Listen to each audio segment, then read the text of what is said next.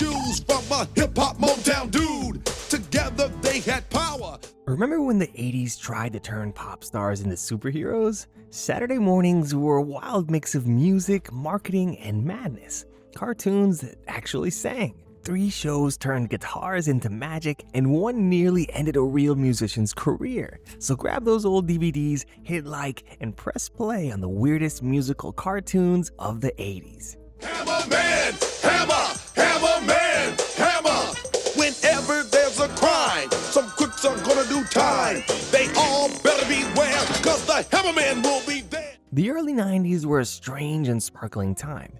Every kid wanted to dance like MC Hammer, wear his glittering gold chains, and of course, own those giant parachute pants. His hit, Can't Touch This, wasn't just a song, it was a movement. Hammer was everywhere, on lunchboxes, in Pepsi commercials, even as an action figure. So when Saturday morning rolled around and a cartoon called Hammerman appeared on ABC, no one blinked. Of course Hammer had a cartoon, he was that famous. But what no one expected was just how weird it would be. Produced by DIC Animation City, the same studio behind Pro Stars and New Kids on the Block, Hammerman aired for only 13 episodes in the fall of 1991. The show imagined Hammer not as a rapper, but as a mild-mannered youth center worker named Stanley Burrell, which, by the way, is Hammer's real name. Stanley isn't just good with kids, he's also the chosen one, destined to inherit a pair of magical talking shoes. Yes, talking. When he slips them on, they transform him into the superhero Hammerman, complete with purple hammer pants, oversized sunglasses, and enough gold chains to rival a treasure chest. His mission? To fight crime and teach kids right from wrong, all through dance and rap. It sounds wild because it was. The show opened up every week with a live-action segment featuring the real MC Hammer himself. Surrounded by dancing kids, Hammer would introduce the story, rap a few lines about the moral lesson, and then hand things off to his animated alter ego. And those morals were as earnest as Saturday morning cartoons got. Every episode tackled a real issue like peer pressure, lying, or graffiti. And after saving the day, the real Hammer would reappear at the end to tell kids how they could make good choices too. If Captain Planet had a dance break, it would look something like this. The idea actually came from Hammer's fame at its absolute peak. In 1991, he was on the top of the world. Can't Touch This had exploded into an actual cultural juggernaut. His tour was selling out stadiums, and Hammermania had become a full-blown marketing empire. He was America's most family-friendly rap star, so why not give him a superhero cartoon? ABC loved the idea. The network even promoted him as the first musical superhero. Sure, the Beatles and Elvis might have had something to say about that, but technically, Hammerman was the first cartoon rapper to save the world through hip-hop. Each episode followed a formula as zany as it was sincere. Stanley, working at his local youth center, would discover some kind of social problem in the neighborhood. Maybe graffiti artists were tagging walls, maybe kids were lying, maybe the local library was on fire. Yes, that actually happened. Then, with the help of his magical shoes, Stanley would transform into Hammerman and fix it, usually by dancing so hard that physics itself bent in his favor. In one unforgettable scene, Hammerman's dance moves literally bring a water tower to life so it can help put out a burning building. You can't make that up. But let's talk about those shoes. Hammerman's sneakers were alive, complete with eyes and mouth, and they talked. They cracked jokes, argued with each other, and even gave Hammer advice. The left shoe was emotional, the right one was practical. Together, they made sure Hammer never lost his rhythm or his morals. They weren't just accessories, they were characters in their own right. Kids found them hilarious, while parents found them mildly disturbing. Critics couldn't decide whether it was brilliant or just bizarre. Behind the scenes, the production was a little chaotic. The animation budget was painfully small, and it showed. Characters moved like cardboard cutouts, backgrounds barely changed, and lip syncing looked like it was done on fast forward. Even by DIC Entertainment standards, and this was the company that gave us the Super Mario Bros. Super Show, it was rough. Reviewers at the time called Hammerman the weirdest rap cartoon ever made, and not entirely as a compliment. One critic joked that it looked like someone had animated it with crayons during lunch. Still, for all its technical flaws, there was something genuine about the show's heart. Hammer himself voiced the live-action segments and sang the theme song, which explained the show's entire backstory through rhyme. A retired superhero named Soul Man passes his magical shoes to a new hero, Stanley, who must continue his legacy. Soul Man was voiced by Gramps, an old man who often appeared to offer Hammer guidance. His granddaughter, Jody, was Stanley's closest friend and moral compass. Together, they tried to help kids in the city by finding a better path through music, art, and self-belief. One of the show's most memorable episodes, Defeated Graffiti, starts with Jody trying to become a street artist. She meets a mysterious man named Defacely Marmeister. Yes, that's the actual villain's name, who uses magic paint that brings graffiti to life. Soon, giant fire monsters made of spray paint are terrorizing the neighborhood, and it's up to Hammerman to dance them out of existence. To top it all off, Can't Touch This plays during the final battle. It's ridiculous, over the top, and somehow perfectly early 90s. Fun fact, MC Hammer didn't actually voice his animated counterpart. Because his touring schedule was so intense, actor Clark Johnson, who later starred in The Wire, stepped in to voice the cartoon Hammerman, while Hammer himself only appeared in the live-action segments. So yes, one man danced, and the other man talked, and the shoes did the rest. Despite all that energy and enthusiasm, Hammerman didn't last long. It ran from September to December of 1991, just 13 episodes before quietly disappearing from ABC's lineup. The show never got a proper rerun, and for years, it became one of those "did I dream that" childhood memories that people couldn't quite prove existed. Only in the age of YouTube did old clips resurface, confirming that yes, MC Hammer really did have a cartoon where his shoes talked and he danced fires out. Today, Hammerman stands as a time capsule of pure early 90s optimism. It was part moral lesson, part dance party, and part fever dream. It tried to blend the energy of hip-hop with the sincerity of after-school specials, and while it didn't quite work, you have to admire how hard it tried. There was no irony, no cynicism, just pure, glittery belief that dancing could change the world. So, was Hammerman a failed experiment or a hidden gem? Maybe a little bit of both. It's one of those shows that makes you laugh, cringe, and smile all at once. It's cheesy, it's chaotic, but it's also strangely endearing. Watching it now feels like stepping into a time when pop culture wasn't afraid to be weird or to rap about kindness.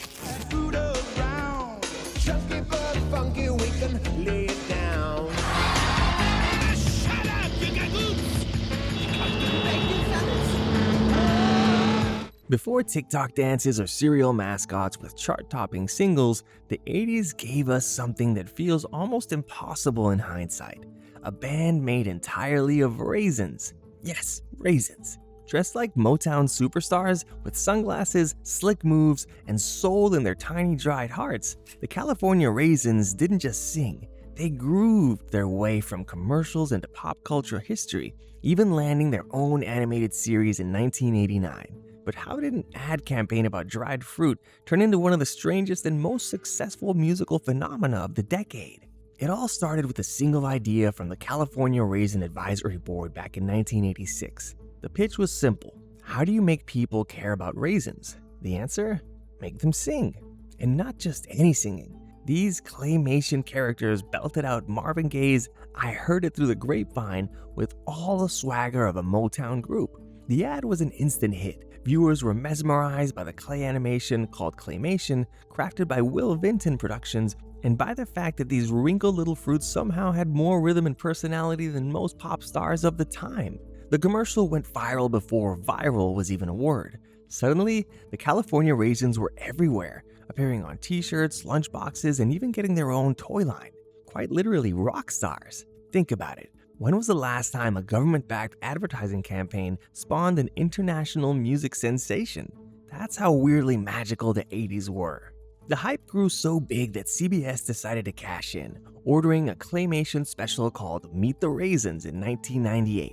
A mockumentary-style TV special gave the Raisins names, AC, Bebop, Stretch, and Red, and told their rise to fame story like they were a real Motown group. It even snagged an Emmy nomination, and that success led directly to a Saturday morning spin-off, The California Raisin Show. When The California Raisin Show hit the airwaves in 1989, it looked a little different from its claymation roots.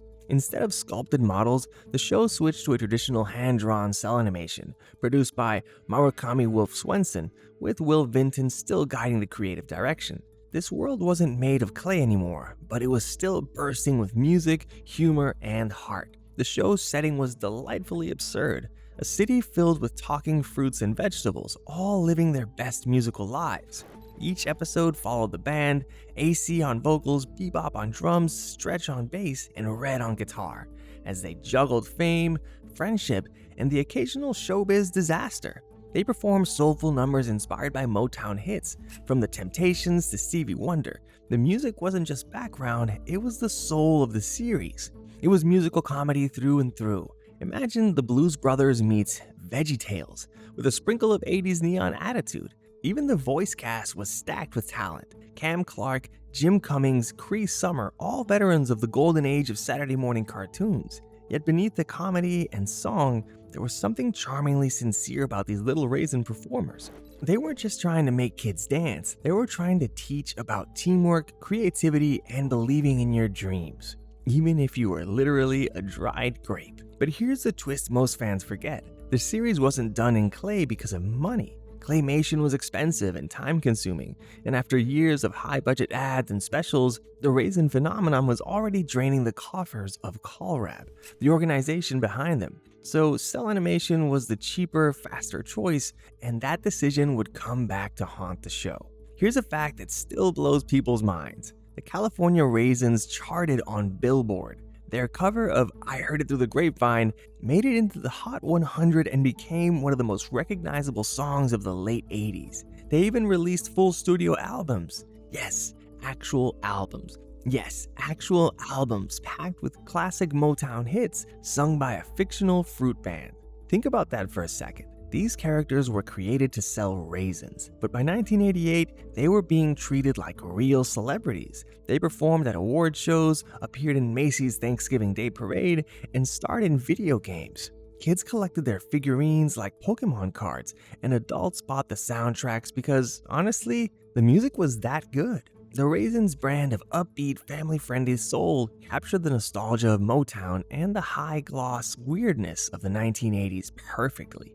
But with every fad that rises, there's a moment when the crowd and the world collectively says, okay, that's enough. By the time the California Raisin Show debuted on CBS in 1989, the craze was already starting to dry out, pun totally intended. What made the Raisins special was the novelty of claymation and their infectious charm in the short bursts. But a full-length animated series? That was a different story. Without the claymation magic, some of the soul was gone. The hand-drawn raisins just didn't have that same quirky texture or mesmerizing realism that made them stand out in the first place. Viewers tuned in expecting the same visual wonder they'd seen in the commercials, but instead they got something that felt more like a standard Saturday morning cartoon.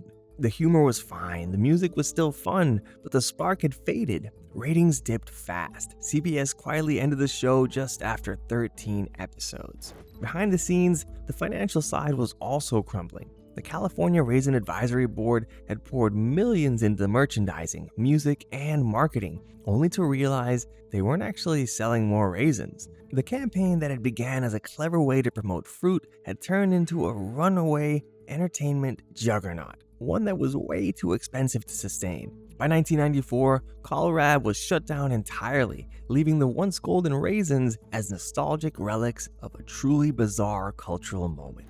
Yet even in their downfall, the Raisins left a mark. They showed how music, personality, and cutting-edge animation could turn even the most ordinary product into a pop culture icon. And while the California Raisin Show didn't last, its legacy lives on as one of the strangest and most memorable examples of 1980s creativity gone wild. Hijo, my diet'll have to wait till tomorrow. I thought you've always been on a diet. Imagine this. A real teenage rock band is jamming in their garage when suddenly, out of nowhere, a neon-colored villain from another dimension crashes through the wall and sucks them straight into a cartoon world. That's the opening to Kid Video, one of the most ambitious, bizarre, and oddly ahead of its time shows of the 1980s ever produced. Premiering on NBC in 1984, Kid Video didn't just want to be a cartoon. It wanted to be MTV Saturday morning style. It mixed live action with animation, featured real pop songs, and even ended each episode with a genuine music video by the band. Yeah, you heard that right. The actors actually were the band. Brian Scott, Kid, Gabriel Bennett, Carla, Robbie Rist, Wiz, and Steve Alterman, Ash, not only played their instruments, but voiced their cartoon selves too. The idea was pure 80s magic. Turn a TV show into a band into heroes, and heroes into merchandise. The story followed Kid Video and his band getting pulled into the flip side, a surreal musical dimension ruled by a power-hungry villain named Master Blaster, a walking parody of greedy record executives. His evil plan? To enslave the band and use their music for his own fame. But before you could cue the next synth beat, they were rescued by Glitter, a fairy who sneezed herself into bursts of super strength. Yes, really. Together, they cruised across the strange musical world in a futuristic van that used to be Wiz's Subaru Brat, because in Kid Video, even your car got a remix. Every episode felt like a kaleidoscope of MTV-inspired madness. One moment, the band would be fighting off the copycats, a trio of lip-syncing feline pop stars, and the next, they'd be breakdancing, skateboarding, or literally distracting their enemies with real-life music videos. Pop culture wasn't just sprinkled in, it was the entire flavor. This show lived and breathed the 1980s aesthetic, from its pastel skies to its synth-heavy background tracks. But what really made Kid Video different was how it blurred the line between the real and the animated. The episodes opened and closed with live-action segments, almost like flipping between two dimensions. When the cartoon ended, viewers would see the real band performing songs like A Little TLC, a track that became surprisingly popular overseas, especially in Israel, where the show gained cult status. Over there, Kid Video wasn't just another American import, it was a phenomenon. The band even released an album and toured the country in 1987. You could buy Kid Video coloring books and chocolate bars, complete with their cartoon faces. Talk about global reach for a Saturday morning show. Behind the scenes, the show was a collaboration between DIC Enterprises and Saban Productions, the same team that would later help bring Power Rangers to life. Haim Saban and Shuki Levy, the masters behind countless iconic TV themes, wrote Kids Video's opening song, Video to Radio. That title alone summed up the show's mission, to bridge the gap between television and the music charts. Every chord, every episode, every pixel was designed to sell the sound.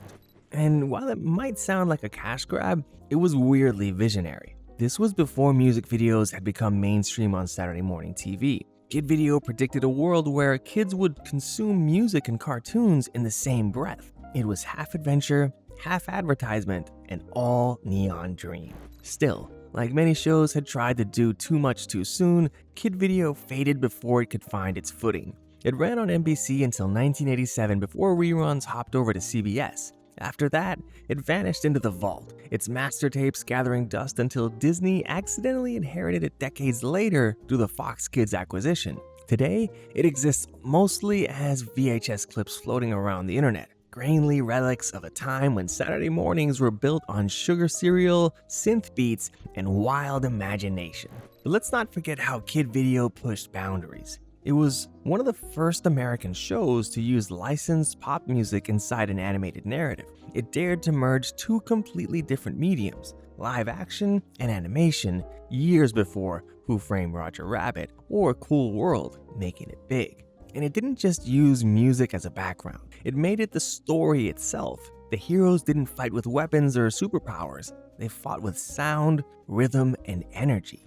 And honestly, who doesn't love a cartoon where a fairy's sneezes can save the day? The characters each brought their own vibe. Kid was the natural frontman, confident, cool, always ready to strum his way out of trouble. Carla, the drummer, had the show's most quoted line, "Ay ay ay," a catchphrase that somehow captured the entire era's spirit. Wiz was the brainy one, turning gadgets into beats, while Ash, the clumsy keyboardist, was the comic relief who made every disaster look fun. Their dynamic gave the show heart, balancing all that neon chaos with friendship and teamwork. Even the villains were memorable. The copycats, Cool Kitty, Fat Cat, and She Lion, were hilariously bad at being bad, always lip-syncing and messing up their performances. And then there was the Master Blaster himself, flying around in his giant jukebox fortress, a walking metaphor for how the music industry eats its young. It's no wonder he became an inside joke for anyone who'd ever dealt with a tough record label. The show's animation style was equally wild, like a mix of MTV, album cover art by Roger Dean, and pure Saturday morning sugar rush. Backgrounds warped, instruments glowed, and nothing stayed still for long. It was a world built entirely out of rhythm, one that looked and felt like a music video came to life. Looking back, the 80s were a golden age of mixing sound, color, and chaos. Shows like Kid Video didn't just entertain, they experimented. All three of these forgotten gems, from glam rock cartoons to neon dreamscapes, showed how the decade blurred the line between music, marketing, and animation. It was an era obsessed with turning sound into spectacle, where even a Saturday morning show could feel like a stadium concert in your living room. But here's the question: if these shows came back today, would they go viral on TikTok or just flop like just before? So which one of these forgotten music cartoons did you remember? Drop your favorites in the comments and tell us which one deserves a reboot. Hit that super thanks button if you love deep dives like this, and check out the official DVD collections and retro playlist links below to rewatch these wild, musical relics of the 80s in all their neon glory. Once again, thanks for watching, and see you next time.